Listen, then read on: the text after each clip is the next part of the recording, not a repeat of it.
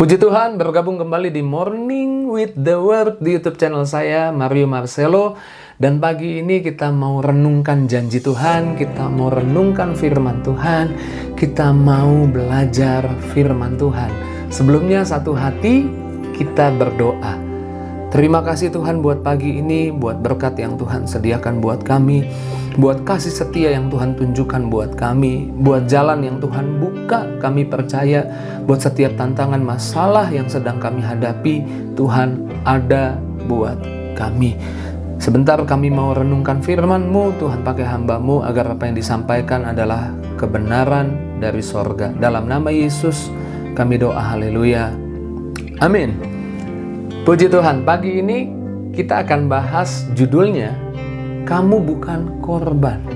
Viktor Frankl selamat dari kamp kematian Nazi dan dia mendefinisikan kebebasan sebagai kemampuan untuk memilih sikap dalam situasi apapun. Penjara yang terburuk di dunia ini adalah penjara yang kita buat sendiri, yaitu pikiran kita yang salah. Karenanya kita harus rubah. Kita harus menyadari bahwa tidak ada situasi, tidak ada keadaan, tidak ada omongan negatif orang, tidak ada hal-hal buruk yang orang bisa perbuat yang memenjarakan kita kecuali kita sendiri. Kita harus menyadari status kita bukan hanya menang tapi lebih dari pemenang. Kita buka Roma 8 ayat 36 dan 37. Dikatakan seperti ini, seperti ada tertulis, oleh karena engkau kami ada dalam bahaya maut sepanjang hari. Kami telah dianggap sebagai domba-domba sembelihan, ayat 37. Tetapi dalam semuanya itu, tetapi dalam semua keadaan, dalam semua situasi, tetapi dalam posisi difitnah orang, diomongin negatif sama orang, tetapi dalam situasi ada diagnosa dokter, tapi dalam situasi ada utang-utang yang harus dibayar, tetapi dalam semuanya itu kita harus sadar kita lebih dari orang-orang yang menang oleh Dia yang mengasihi kita. Untuk kita sadar kita bukan korban, kita perlu sadar status kita lebih dari pemenang. Ketika ada masalah, Tuhan mau menunjukkan kemenangan buat kita. Ketika ada tantangan, ketika ada omongan negatif orang, ketika ada fitnah orang, ketika ada diagnosa dokter, ketika ada hutang-hutang, Tuhan bukan mau kita melihat kekalahan, kehancuran di hidup kita. Tuhan mau kita lihat kemenangan. Sadari statusmu, karena Yesus mati di atas kayu salib, kamu bukan hanya menang, kamu lebih dari pemenang. Mungkin orang ada hubungannya dengan situasi yang kamu hadapi, tapi kamu yang memutuskan untuk keluar menang atas situasi itu atau tetap diam di situasi itu. Mungkin orang ada hubungannya. Misalnya kalau kamu difitnah di tempat kerja oleh teman dekatmu sama bos untuk dia bisa dipromosi, dapat pujian dari bos, dia korbanin kamu, dia fitnah kamu. Tapi kamu yang memutuskan, kamu itu korban atau kamu menang atas situasi itu, atau kamu mau lihat bahwa Tuhan membuatmu lolos lewati situasi itu, justru kamu bukan kalah, kamu menang. Kamu yang tentukan itu.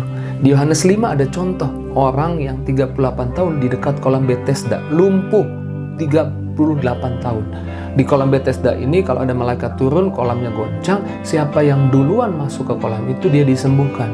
Dia udah 38 tahun lumpuh di dekat kolam Bethesda.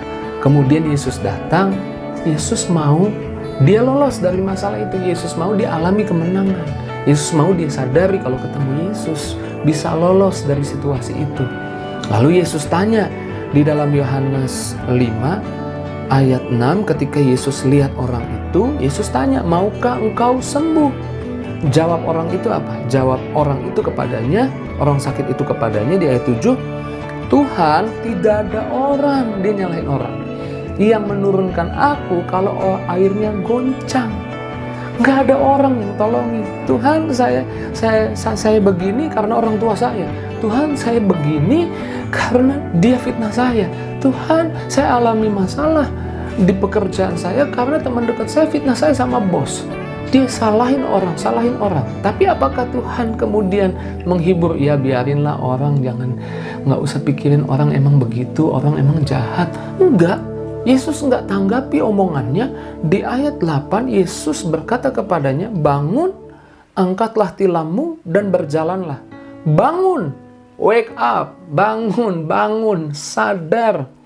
Kamu bukanlah korban dari perkataan orang. Kamu bukanlah korban dari diagnosa dokter. Kamu bukanlah korban dari kegagalan-kegagalan yang kemarin terjadi di hidupmu. Kamu bukanlah korban, tapi lewat semua situasi yang kau hadapi, Tuhan mau kau sadar Tuhan sayang kamu, Tuhan buka jalan, Tuhan buat kamu lolos. Kamu bukanlah korban. Berhenti menyalahkan orang lain atas situasi yang kau hadapi. Tapi sadarilah, ada Tuhan. Saya ulang, ada Tuhan. Lebih detail, lebih jelas lagi, ada Tuhan Yesus yang sudah korban di kayu salib, yang sudah mati untuk bayar harga kemenangan. Supaya dalam setiap situasi yang kau hadapi, mungkin ada orang terlibat di sana, tapi kita nggak akan terpenjara oleh pemikiran itu. Kita dibebaskan oleh pemikiran, ada Tuhan yang akan buat kita lolos, yang akan buat mujizat di hidup kita.